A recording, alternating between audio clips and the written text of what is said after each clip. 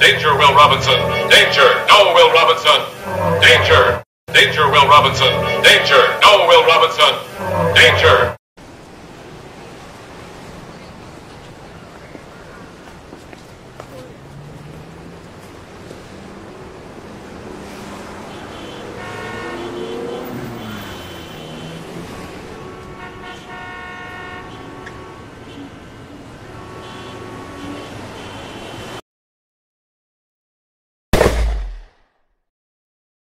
His life was ruined by a made-up story. This is Brian Banks, a former standout linebacker for Poly High School, a USC commit, and a teammate of Deshaun Jackson and Mercedes Lewis. In 2002, at the age of 16, Brian was accused of a gruesome act of sexual assault by classmate Juanetta Gibson. Following the accusations, Brian was expelled from school, arrested, and placed in the juvie. At the start of the trial, he was facing 41 years to life in prison, but accepted a plea bargain that included 6 years in prison and 5 years on probation, all for a crime he didn't commit. Following the case, Gibson and her mother even sued the school and won a $1.5 million settlement, claiming it wasn't a safe environment. But in March of 2011, Gibson and Banks met up in person, and Banks secretly recorded her admitting that she made the entire story up. Even with literal proof, Gibson refused to tell prosecutors that she had lied. Then, in 2012, Banks was exonerated from all his crimes, and the school even sued Gibson back, this time winning a $2.6 million settlement. Banks finally made it to the NFL with his teammates in 2013, signing with the Falcons, but was unfortunately cut after the season. Go down.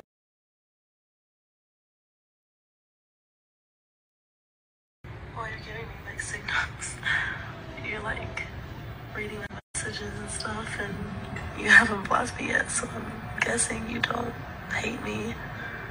I just want to see you again. I mean, just answer the phone and then you just hung up. Like, just let me know. Like, if you want me to leave you alone, I definitely will, but I really just want to you again. While you're giving me like signals, you're like reading the messages and stuff, and you haven't blocked me yet, so I'm guessing you don't hate me. I just want to see you again. I mean, just answer the phone and then you just hung up. Like, just let me know. Like, if you want me to leave you alone, I definitely will, but I really just want to you again. While you're giving me like signals, you're like reading the messages and stuff, and you haven't blocked me yet, so I'm guessing you don't hate me. I just want to see you again. I mean, just answer the phone and then you just hung up. Like, just let me know. Like, if you want me to leave you alone, I definitely will, but I really just want to you again.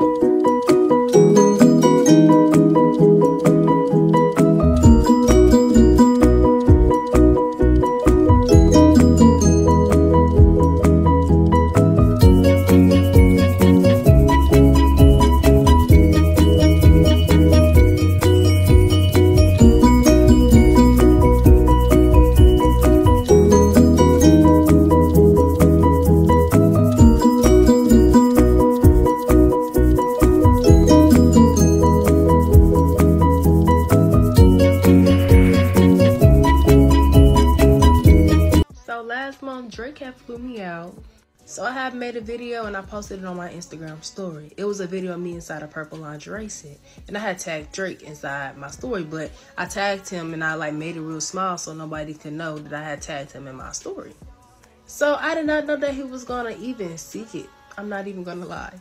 So he had texted me in vanish mode and was like, "What's your number?" with the heart eyes emoji. So I sent my number quick.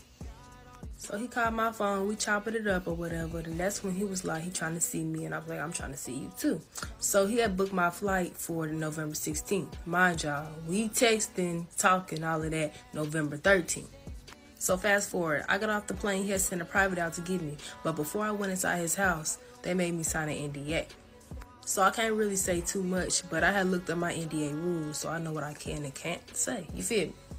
So when I get in the house, we just sitting on the couch, chilling, talking. He kept on rubbing we drinking Casamigos. Then y'all know Casamigos bring out the freak up. So y'all know we did what we did. I don't have to go in detail about that because it's self-explanatory. But he did not use protection, which was a little weird, but y'all know I'm just going with the flow. So after we did what we did, we just cuddling and we're watching another movie. So everything went left when I pulled my phone out. So I had pulled my phone out and I had recorded him. And as soon as he seen me recording him, he slapped my phone out my hand.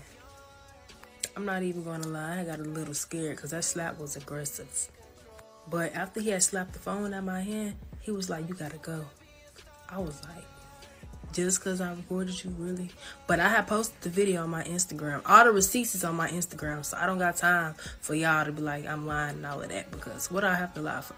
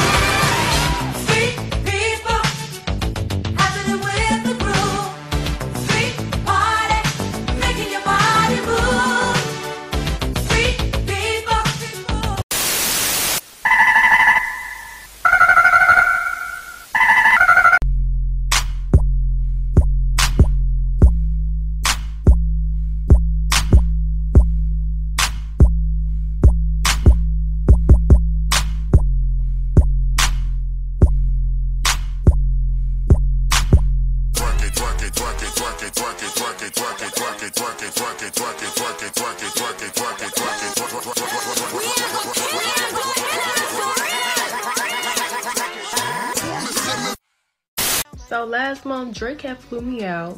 So I had made a video and I posted it on my Instagram story. It was a video of me inside a purple lingerie set. And I had tagged Drake inside my story, but I tagged him and I like made it real small so nobody could know that I had tagged him in my story.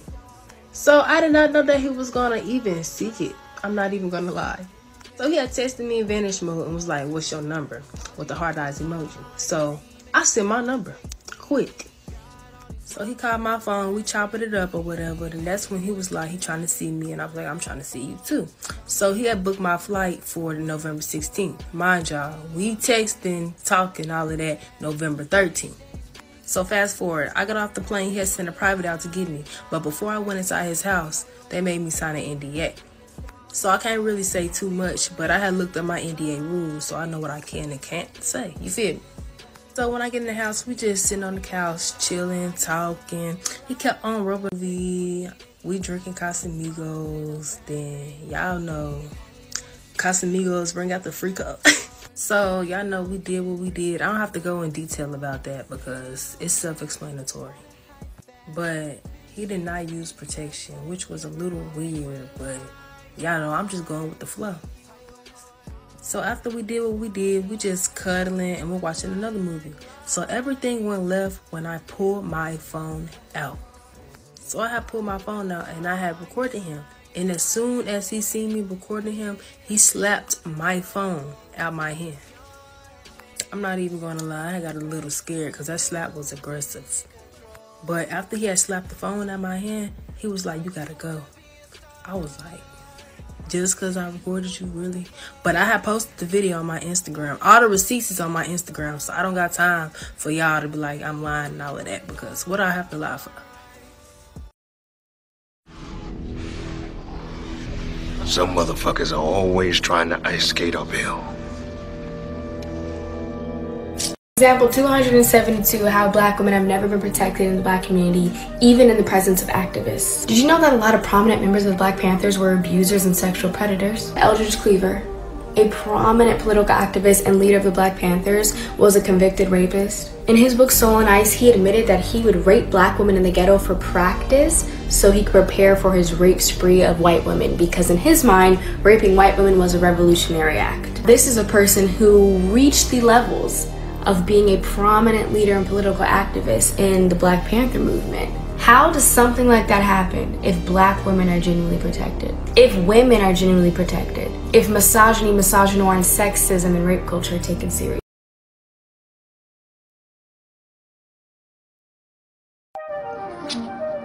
I can't talk to you about Eldridge Cleaver. Whatnot, as far as I can see, he was antagonist within the Black Panther Party. And he was one of the reasons for its downfall initially.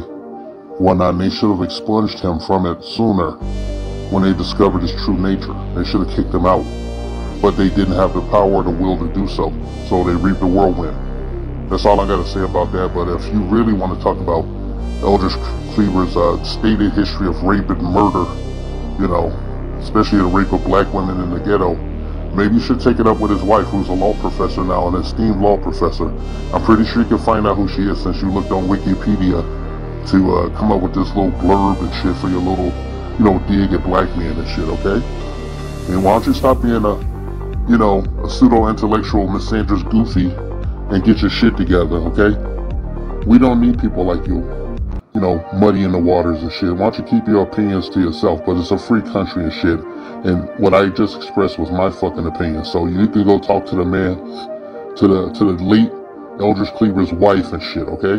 Why don't you talk to his fucking wife, you know, who he got divorced with. She was with him for 20 years and lived in exile with him and shit. I'm pretty sure she knew what kind of person he was, since he supposedly shot a man with an AK-47 who was banging her, you know, and, you know, they were having an affair. And, you know, he found out about it and he shot the guy to death. So she was well aware of his nature, okay? It's a thing that you sisters like to ignore shit while you sit up here racking brothers.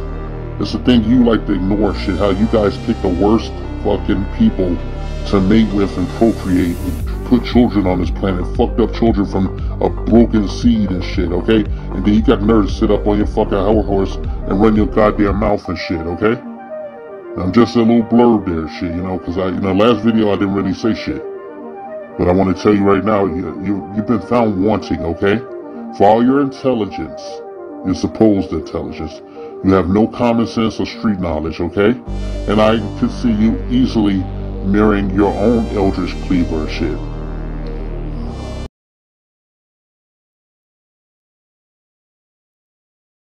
Just point blank, do you have a volatile relationship with your wife? Have you ever physically touched her? No, I don't have a volatile relationship with anybody. You know, if we have our discussion, and like most of the time the men lose, you know, if I lose or she loses, she goes that way, I go that way. But she went not just this way, she called the police and said that you had assaulted her. You know what?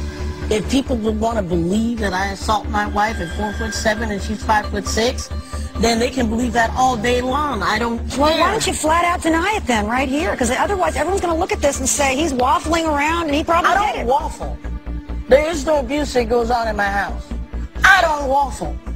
Now, if people believe that I'm waffling, then they can go do what they need to do. Did you abuse your wife? Did you abuse her? Did you lay your hand on her? And you know what? You can go the same place. Did you lay your hands on your wife, Gary Coleman?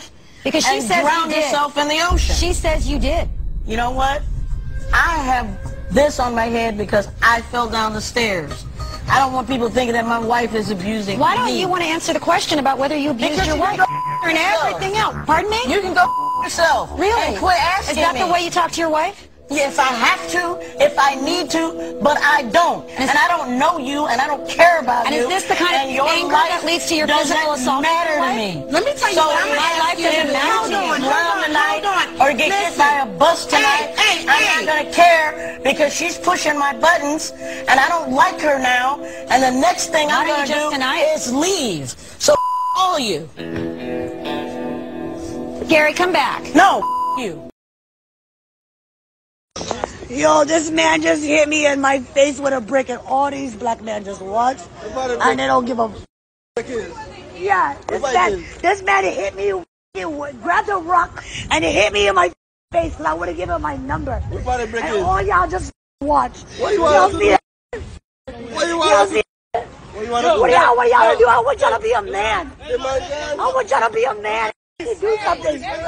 Y'all gonna let a man hit me in my face. There was an argument in the car? It was an argument because I was ready to go and everybody else wasn't ready to go. Mm-hmm. But that's like normal friend stuff. Like, we fuss about silly stuff all the time. Mm-hmm. But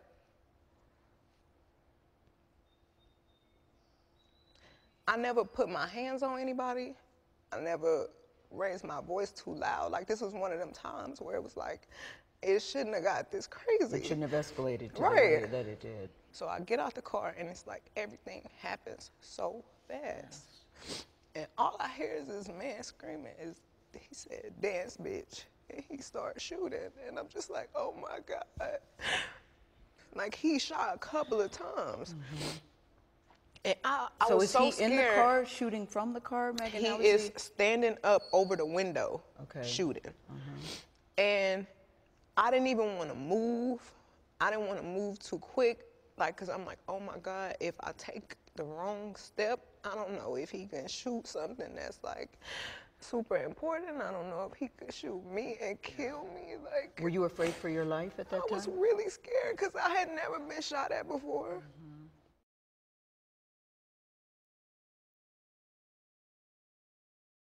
Shania Kelly was just 9 years old when she falsely accused her father, Darrell Kelly, of rape.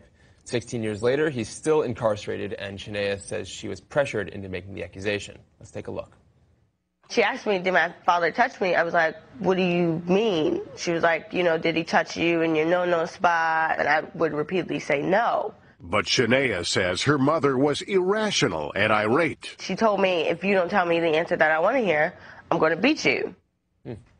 Darrell Kelly was sentenced to 20 to 40 years in prison, even though there was no physical evidence of a crime. Despite Shania's statement that in her campaign that she was not raped by her father, in addition to her mother also signing an affidavit that this did not take place, the judge in this case has said that the statements appear coerced, and he has not been willing to overturn the judgment. Wow. So do you think media attention, you see her going, on to NBC, you see our talking about it, do you think that will help at all build a case to ultimate release of her father? I think so. I mean, she hasn't had much luck through traditional legal means, and so at this point, I think a campaign going through media to put some pressure on this judge is what she has to do. On the crime beat, how often do you see these kinds of recantations? These kinds of accusations occur, people in prison, and then, oh, you hear years later, that wasn't the case. Yeah, we've seen them before a few times. They come up occasionally, but for the most part, we know that this is not such a frequent occurrence. A recent study showed that only 2 to 8% of these cases, of rape cases, are false accusations. So then this highlights or doesn't highlight a problem with our criminal justice system? What do you say? Anytime you have someone, an innocent man or woman behind bars, I think that's a problem, but this is a very tangled up case. It's going back and forth on something that was said years ago. Yeah. It sounds just like a procedural thicket there for the judges to get through. Even if they know what's going on, I'm sure there's certain legal hurdles that they have to pass through that just put all sorts of impediments in the way of ultimately doing justice.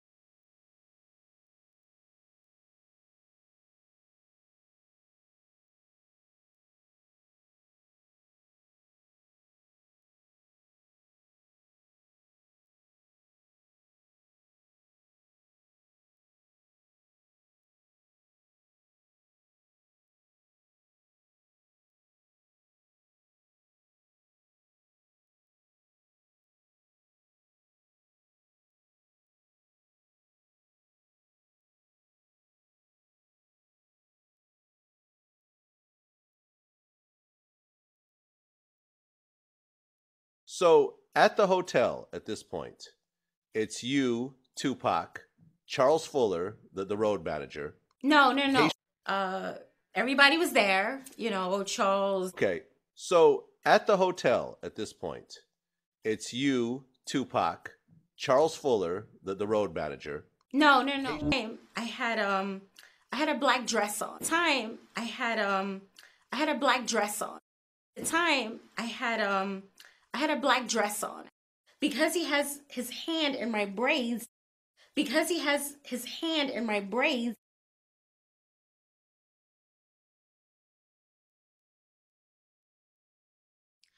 I didn't think anything of it because I've been with the I didn't think anything of it. I didn't think anything of it because I've been with the I didn't think anything of it.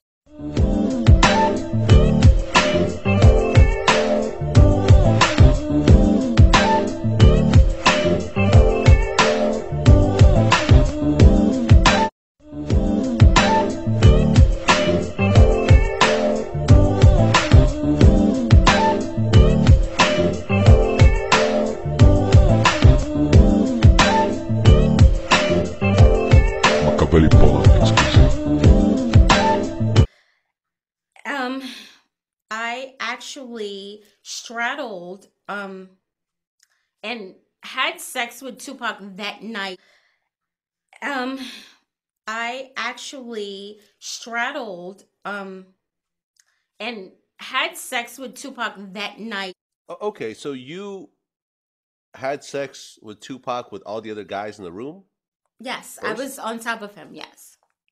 Okay, so you had sex with Tupac with all the other guys in the room? Yes, first? I was on top of him. Yes. Sex with No. Jason I Jack? didn't have sex with them. Okay. And that particular night, I didn't have sex with him. Straddled and had sex with Tupac that night.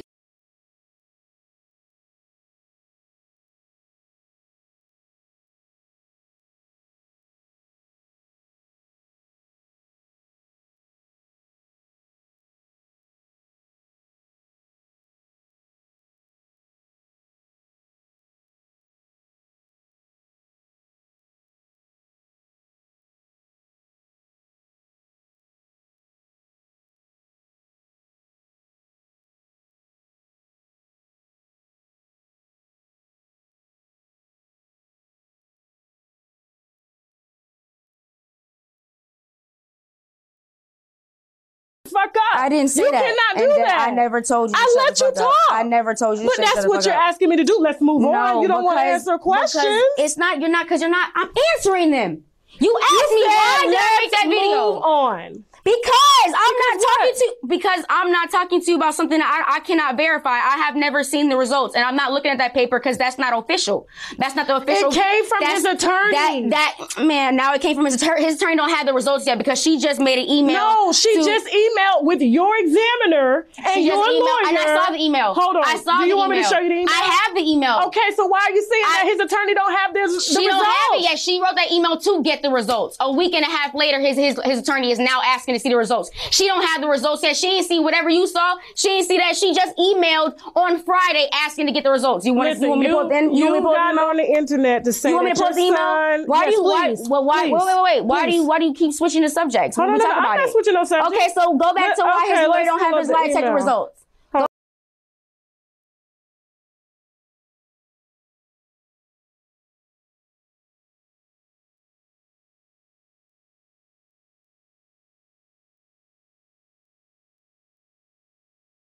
Hey.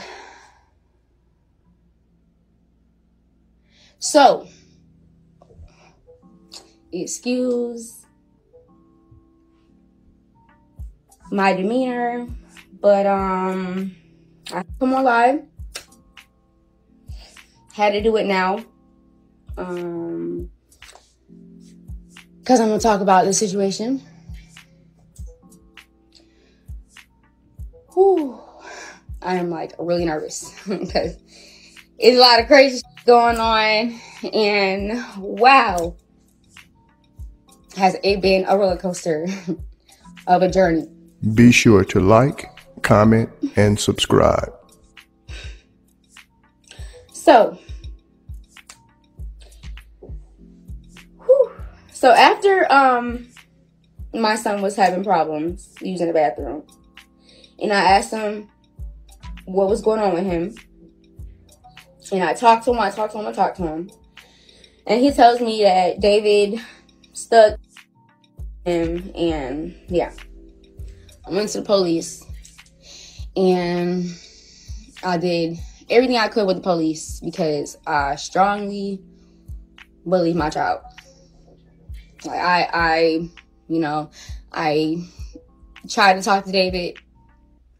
David really didn't, he reacted to it differently, so he didn't really want to help me type of shit. So I'm just like, all right, this is what my son's saying.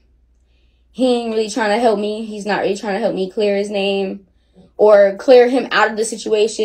He's not, he's turning it on me and telling me that I'm lying and try to make me look like I'm this and I'm that and I'm this and I'm that and I'm not. I just literally was going off what my son said. It's what my son said.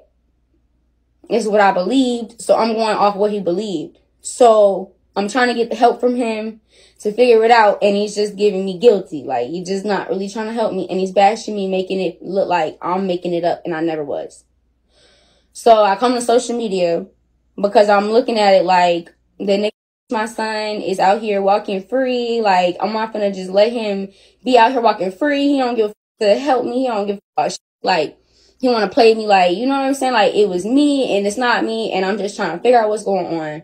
So I came on the internet and I exposed him because as a mom, as a single mom, like, I don't have a lot of brothers. Like, I don't have family and shit. Like, I don't got a lot of people that can help me with shit. So I felt like, okay, I'm not getting no help or whatever. So I came to social media. So I came to social media and said what I said. And me and him, everything that happened between him and I, that is very much so public that I don't have to go in and out about, you know what I mean? Like, he said what he said, I said what I said. You know, we're in and out of court together. You know, we both have attorneys. Like, it was something that he said he was serious about, and it was something that I was serious about. So David's family reached out to me and was like, we're gonna make sure he takes a lie detector test. We're gonna figure this shit out. So David went and David took a lie detector test today, and he passed. He passed with the person that I went to, and he passed with the person that he went to in Chicago. So David called me, his family called me, everybody told me David passed the test. He is not lying about, you know, doing that. If I agree with the test because I went to, and I'm a woman by my word, I'd apologize. So I talked to David on the phone for like a couple hours, and then I spoke to my son with David, and my son lied. And I don't know why he lied. And I feel bad. I do feel bad. As embarrassing as it is, I feel bad that, you know, what happened to David happened to him, and everybody calling him names. I really, truly do feel bad. But all I ever genuinely wanted was for him to help me. That's it. Like, all the diss tracks and all that shit, like, that shit was just giving me, he's guilty. So it just wasn't helping me. It wasn't helping my case. So I was strong on, you know, having my son back and standing on what my son said. Because at the end of the day, I don't know why he said that shit. I don't know where that shit came from. Like, I still, you know, still got to sit down and talk to him. But we talked to him for a couple hours, and I don't know, he made it up, said something like he just didn't know what to say to him pooping in his pants. So he just said whatever. So he just making shit up. $11 million down the drain. Not happening. Put it down. Put it down. Yeah, you thought. Oh my gosh. It's like, I always knew I ain't never lost faith. But at the same time, you know. Okay, so I really have a question, and this question is a dead-ass fucking question, so don't be playing around with my DMs. Pero, this is only for the parents. At what age do you think that, like, you shouldn't be naked in front of your kids? Like, you know, I walk around my house, I'll be naked, I'll be taking showers freely, whatever. My son is 6. But I know at some age, I'm gonna have to stop being naked around him. But I'm trying to figure out, like, what age is that? Like, that you stop being naked in front of your kids. I'm going to read something, okay? And I want you to listen very closely, okay? It's a conversation between two people, right? I'm just going to, they're going to be identified as incoming and outgoing, okay? Incoming and outgoing. I'm going to read this conversation. All right, here we go. Incoming. I told you you better look pretty. Outgoing. I'm not there yet. Incoming. Girl, I know you need to start listening to me. Incoming, okay? Outgoing. I'ma try, laughing my ass off. Incoming. Fix your hair right. Incoming. Make sure your lips shiny. Incoming. Put on eyeliner and fix your hair. Make it the side it looks so much prettier. Incoming. I would blow him little kisses and wink at him and bite the tip of my finger. Mess with him real good. Incoming. Do something seductive, then make a silly face, laughing out loud. I believe you. Be prepared to sing 3 songs. He said he will meet you and listen to your song. Please have your glasses off, hair to the side. Mama knows best, pretty. Mama knows best, pretty hurts. And 3rd, your choice, don't yell. Put on a show. Dance, grab his arm, shimmy, wiggle.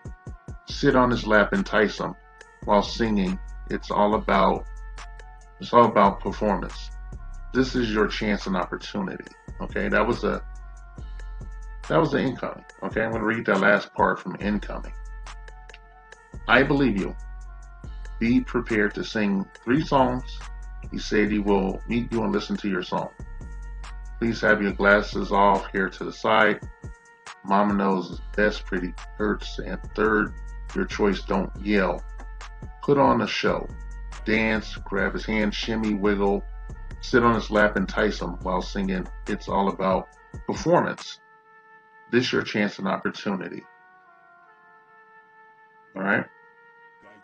And this is a conversation between a mother and her 16-year-old daughter. Okay? Mother and her 16-year-old daughter. I think a lot of you people know who Azriel Clary is. She's one of the women that appeared in front of Gayle King after R. Kelly had his meltdown on her show, right? She was one of his two last members of his harem, supposedly. Nigga, you know you don't interrupt me when I'm finna sing, nigga. My mind's telling me no, but my body's telling me yes, baby. Man, the wild style. I don't wanna hurt nobody, but there is something that I must confess.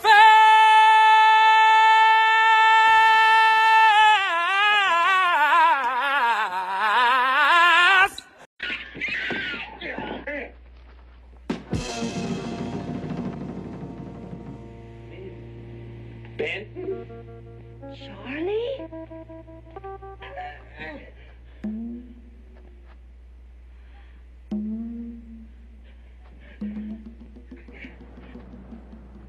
He made me do it!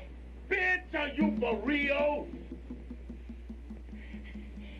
These days, conversations about sexual violence and harassment towards women have infiltrated popular culture, the news, heck, they're all over our timelines. And there's one group that's almost invisible when it comes to these conversations: Black girls and women. This message has been paid for by the Dusties. Yes, the niggas you love to hate.